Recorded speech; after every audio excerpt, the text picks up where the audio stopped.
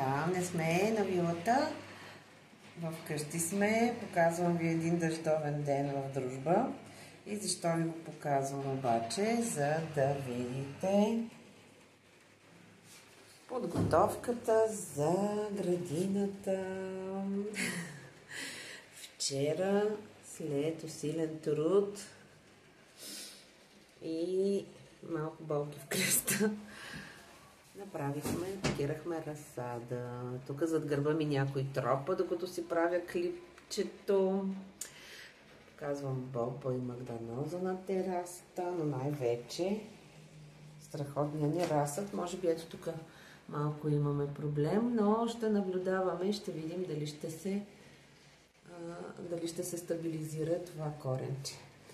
Тази година 3 сорта разсад сме направили. Билуско сърце, Рио Гранде и трапезица. Рио Гранде е безколов домат.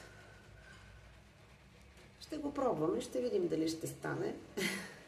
Чакайте да ви се похваля с прецъфналите ми готини китки. Да.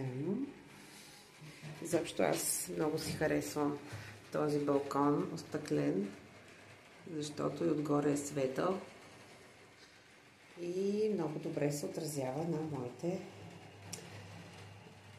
експерименти градински. Супер!